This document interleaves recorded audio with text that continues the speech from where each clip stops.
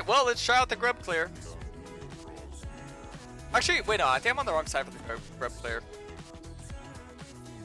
This doesn't count. Oh, I'm on a smurf because in high elo the queues are just really long. And the quality gets very low post midnight. I'll try and explain to you guys my runes though. Let's see. So I'm running Dark Harvest, Sudden Impact, Eyeball, Ingenious Hunter, Magical Footwear, Future Market, and then Double Dap and Scaling HP. This right here is the main moneymaker. This is the best rune in the game. The deafen. I always deafen. The reason why this rune is so good is it like doubles or triples the value of almost all your items. So when you're gonna go items like Yumu's, Profane, Edge of Night, even Manamine if you want, you can stack tier a lot faster. But I like GA a lot as well. GA has an incredibly low CD. It makes GA super OP. Wait, I don't have my item! Bro. Oh. I thought I bought this! Why don't tell me? Okay, it's fine, it's fine. Okay, so. I'm gonna do a full clear this game. let it be known there was some minor disturbance in this full clear, but it's fine. Alright, I'm coming, Kale. Don't worry. Don't mind me. Alright. So, with a full clear, because I'm playing Kayn, the main strength of Kayn is how fast you can clear and how much mobility you have in the jungle. If this is below 500, you always want to kill with auto, so I'm not going to use my Q on it again. I'm going to Q over this wall, get my E second, and then I'm going to look to go and use my E from Krugs to Raptors. That way it'll save me time in traveling, so that'll be very good. Don't want to start the game off without a smite, by the way. That was a mistake, but either way, it's fine. So, gotta kill all these with my Q, gonna use my E. Still a pretty good pace. This is like pretty standard pace. So I'm gonna auto this once. I'm gonna kite it out here, Q them all. We're just gonna keep autoing it. I like to drag it into this bush over here, and then they all line up. Then you can just Q them again. Auto one last time, let the burn kill it. So once you're done with the 3 camps, that's when you start looking mid and bot. Because you always want to watch the lanes as to where you're playing towards. So just kind of having an idea. Okay, they're going to be around mid and bot. And you also want to make sure that the enemy jung is probably going to be doing a full clear as well. And you kind of just have to say, okay, well, are they full clearing down? Are they full clearing up? That's like the main thing to be curious about. But the main way that you can kind of tell, or at least be safe, is just if my top lane's shoving in, I'm going to assume that the enemy jung is pathing up. If my bot lane's shoving in, I'm going to assume jung is pathing down. Now, if both lanes are shoving in, well, it's kind of tough. That's why early vision can be really OP, but it's also very risky to go for early vision because they can catch you out and kill you. So sometimes it's better just to wait a little bit to find out where the enemy jung started and what they're doing. It used to be a lot more telegraphed when laners leashed, but they don't leash anymore as much, so. Why did Kayn stop building Manamine? Just because there's a lot of better options, I would say. I maybe look for a gank here. I mean, this guy's below HP, and I have like this big angle to work with. Rise has flash here, so I'm honestly just gonna like stand on top of him like this. And now he's dead. Okay, sweet. I just want to make sure I shove this guy's wave. I don't want to take like all of his CS, so my general rule of thumb on taxing or not taxing is if the enemy, or if I get the kill, I'm going to give them the wave. But if they get the kill, then I'll take a little bit of the CS, not too much, but just a little bit. But yeah, lethality is just too important, I'd say. Manamine, I don't really think it's relevant because there's just better stats to get, and you regenerate bonus mana in the river and the jungle, so I wouldn't really worry about that too much. So Doctor did path up. He's over there. I'm just gonna pick him out. Be a little bit careful. You know? Right now would be a good time to go for the grubs. So we're at 1 out of the 5 of the Ingenious Hunter stacks. All right. The Nocturne still has some resets. See, this is like a pretty common flaw amongst like lower ranked junglers, is that you have to understand once you're done with all your camps and there's nothing to find on the map, like if something's findable, it'll be very obvious. Like, you know, let's say like a lane's really shoved and maybe they're low, or maybe your laners have to be equal HP. I'd usually say like your laners have to be equal HP to find like a play. If your laner is down a lot of HP and the enemy has a lot of HP, I wouldn't really look for the gank, but depends. And it has no flash here, so I could probably just camp him if I really wanted. And we're gonna put a control ward here. And we're gonna wait for our E, just so we can get like a little wrap on him. Another good way to gank is like kind of to wait for them to like walk up for certain minions, so. By the way, if this was Karasmai, we would unironically win this I don't know game. what I'm watching right now. Karasmai wave. Alright, so he's walked up all the way, so. I do not think I could do anything, but I got Dark Harvest stack. Fun. So what I was trying to explain is, okay, this will actually help you out a lot. This is like a great way to turn a jungler who doesn't know too much about ganking into a jungler who's going to know a good amount about ganking.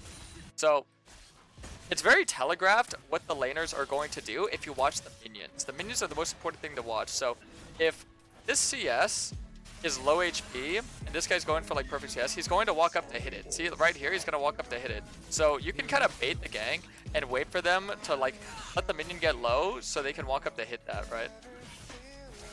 Okay, top has ult, so I can't really gank top. It's pretty much impossible, I would say. Unless I have my ult, then it's pretty possible. Okay, so we get the grubs, we got a 1-for-1. Octane's gonna shove the wave in, so I can obviously just catch the wave. I mean, it's gonna die regardless. You always want to make sure that you're catching 3 waves, because it stacks up. All the CS that you're getting, like, you know, the objective, 3 waves. And this guy just gives me free orbs as well, so why not? We could also look for getting level 6 right here. The bot scuttle would be good. Also, just look straight bot. Eyes on it.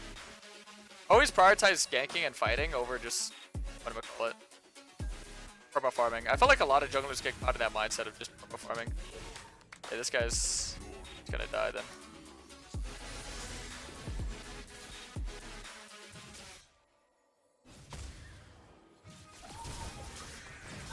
Nice. I made sure to Q because Cannon's ECD is actually not as long as you think it is.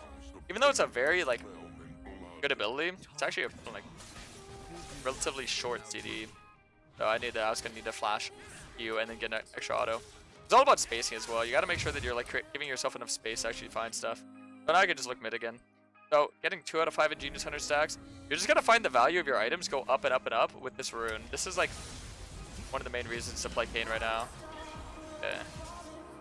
Honestly, if this guy had ult, I would say we can like dive this, but because he doesn't, I'm not gonna look for this. But I do get my form, and I can go back to my top side and defend this. Because normally when you're on one side of the map for too long, typically what you want to do as a jungler is you want to clear the opposite side of where you want to play. So I wanted to play bot, so I should have cleared my top side first, but I didn't. So I had to make a cross play through mid. That way I can get back to my top side and make sure I don't get invaded. So I feel like that's something that you always have to be worried about, is getting invaded. I'm definitely a paranoid jungler. I think being a paranoid jungler is a good thing. I might look for a gank top here just so I can get that Ingenious Hunter stack. As you can see, Mord didn't reset. A lot of players will not really respect like timers, like, okay, I need to reset. Because look at how much stronger Kayle is right here than Mord.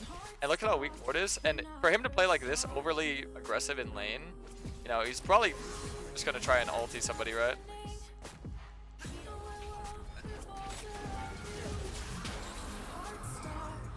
I mean, I could probably kill him here.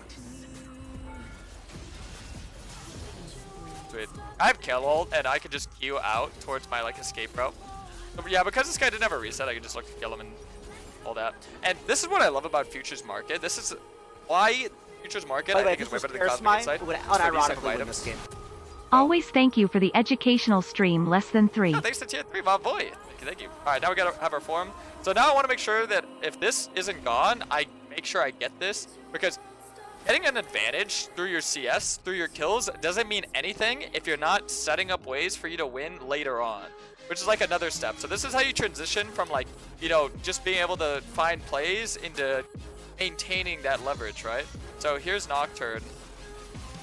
I kind of just look to play this slow. I mean, he has ult, I don't. I'm pretty strong though, in comparison to him, especially. I can just like walk on him and kill him. Because once again, like itemization, I have item strength. He had his ult, but I had item strength. That works in my favor, right? And I can just look to take this. I can take that out. I mean, they see that I'm here, but the thing is that at this angle, if I get behind her fast enough, I could just kill. So that's why positioning is always so important. So even though I was seen, it doesn't really matter because, well, that's one of Kayn's main strengths is his mobility, right? how fast you move around. And this is a really good setup for my bot lane. See how it's kind of like pushing in? I can hold in a freeze, which would mean that the enemy bot lane has to push up, which means I can just wrap back around and kill them again because my ult's going back up. So I'll show you how that looks as well. You see we're 5 out of 5 are Genius Hunter stack. So with that, we're going to be able to clear faster. Oh wait, let's see. Where's Nocturne? I think he's bot. Yeah, he is. You heard that? And then you can also see the smoke. The function keys. And we're going to be able to kill bot lane here. Nocturne's going to look for the scuttle, I presume. And I just kill him. And I can go kill bot again.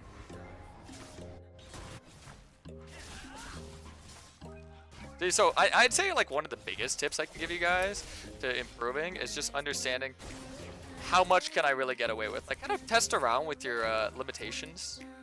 Elo. Oh, I'm playing on a Smurf right now just because high elo user. Very, what's the word? Like, I don't know, very bad at post midnight. Okay, so my ult. I think that kills. Oh, that's the worst feeling in the whole world. But you know, a fun thing is that we could shove this in, and she might want the wave, so we just wrap around like this.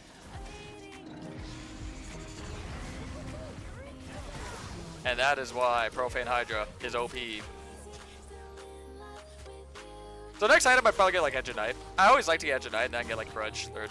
So yeah, you're just seeing the synergy with Ingenious.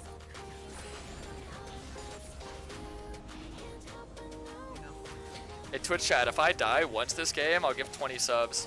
You guys want a chance to win a free sub? Type a little smiley face. Alright, let's see. I'll do this, do this, do this. So, now that I have a lot of strength, I think the most important thing to look at is, okay, if you're strong enough to where you can kind of one-shot them no matter what, that's where you want to get mobility. So, if you're ahead, prioritize getting more mobility by getting your tier 2 boots earlier. If you're behind, prioritize getting more damage. That way you just have enough damage to get for shutdowns. That's a really big tip for you guys to kind of just improve and just understand the game a little bit more. And that would get the grub. So like I said, you always want to transition your advantages into getting more and more and more. So like things that is more is invades to punish the enemy jung, ganks to punch the enemy laners, and objectives to make sure that you have a bit of a safety net for when the game goes late. Not every game are you gonna like be able to get everything like I am this game. Like I'm just getting lucky, I would say. Like I'm getting pretty lucky. I got some good ganks off, and my laners are relatively human. No, sometimes you don't get too lucky with the laners. I don't have to explain that to you boys, but you know. Okay, I'm gonna ulti. Dog that out. Wait, oh, this guy didn't kill me here. Yeah, so it's good to always make sure that you're utilizing your mobility to kind of like create space. Yeah. You're playing such a high mobility assassin such as Kayn. I mean, every champion will have strengths and weaknesses, right? And Kayn's main strength is just mobility. It's clear. I think that's the main reason why everybody hates Kayn is just because he is able to like travel through walls and kind of do this and that and go crazy.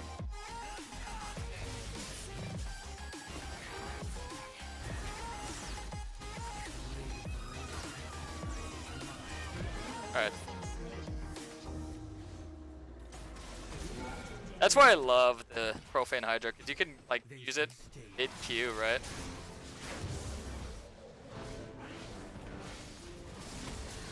I did not build for damage. We haven't played Stokap's second, so he's a little bit tankier, but all good.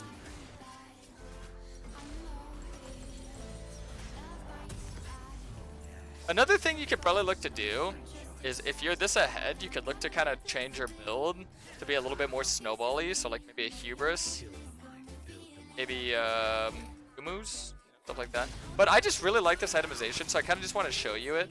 The Ingenious Hunter just makes everything so much more OP. Just having it on such a low CD, as opposed to what it normally is, definitely ups the value of every item by a lot.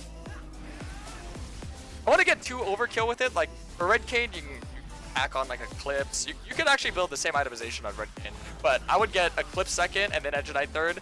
But for Blue Kayn, I like to get Grudge third. So a little bit similar for both Red and Blue, by the way. I mean, honestly, if I'm gonna be real with you, keeping it buck with you, I would just recommend not even playing Blue or Red. Sorry, I am lost in the sauce right now.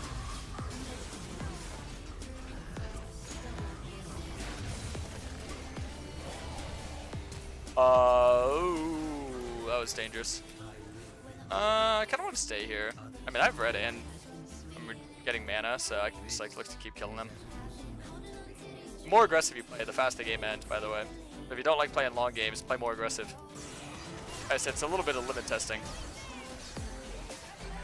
But limits were meant to be tested.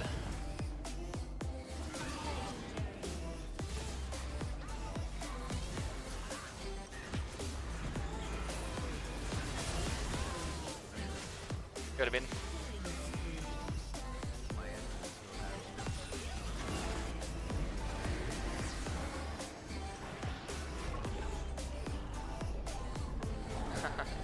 Me and the Rift are leaving.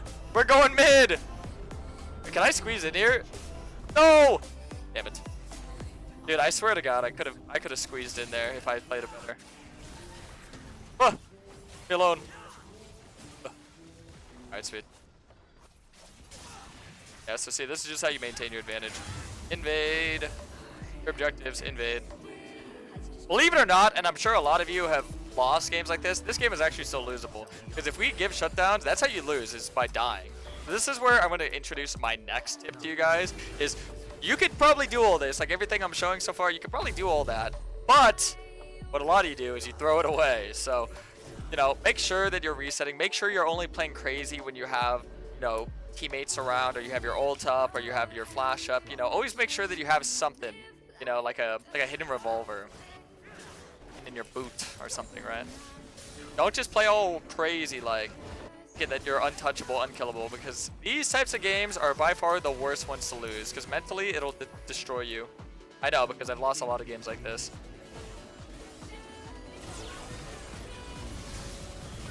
Every trolling Kayn main that just throws games for free learned it from me, because I do it all the time.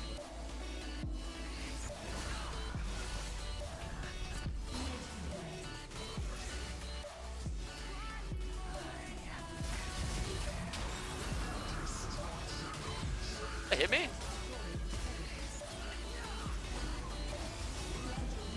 Ow. That's a lot of damage. Alright, we just get the dragon. So you invade, you kill them, get objectives, then you reset, and then do it again. Or you just farm all your own camps if you want, but I'm probably just gonna reset just because I'm low, don't have ult, don't have anything. One of the best snowballing items in the game, if you're like hardcore snowballing like this, I would recommend to get is Axiomark as well. So could have probably went Axiomark instead of Edge of Night. I just kind of wanted to show you guys the synergy between like, you know, Profane, Edge of Night. 5 out of 5 Ingenious Hunter stacks. Pretty insane, because you still have a lot of damage, and you also have a lot of survivability. Oh, fun little fact. Your Edge of Night, yeah, it does block out the knockdown ulti, so you can see everything. You guys probably like, what the hell, how do you see me? Well, Edge of Night. Also, the function key trick I was teaching you guys earlier. What? I didn't click the minion? Why'd I do that? Alright. Now we kill this guy. Now we kill this guy. Oh, I didn't even need to go inside that guy. Alright, so step number 3, end of the game. Well, I want to make sure that we're not just getting one inhib. See, it is near impossible to win a game with just one inhib, so you always want to go for multiple inhibs. And Kayn, jack of all trades. He's really good at side laning. So I could just go side lane, slap the tower, let my team go mid, let one go top. Go to 1-3-1, high elo. You can either do a 1-3-1 if you have 2 side laners, or you can do a 4-1 if you only have 1 side laner. Kayn could be that solo side laner if you're curious. It kind of gets a lot of resistances for when his ult is up, but when it's down, he's pretty squishy, and I just kill him. I'm gonna do that. Archer ult's gonna be down for like another like 60 seconds here. Actually, probably like 40 seconds.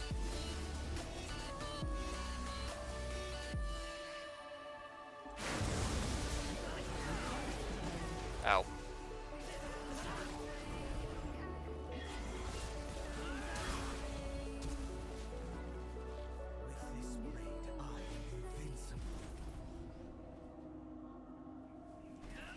Oh, GG's. Well, hope you boys enjoyed. Peace.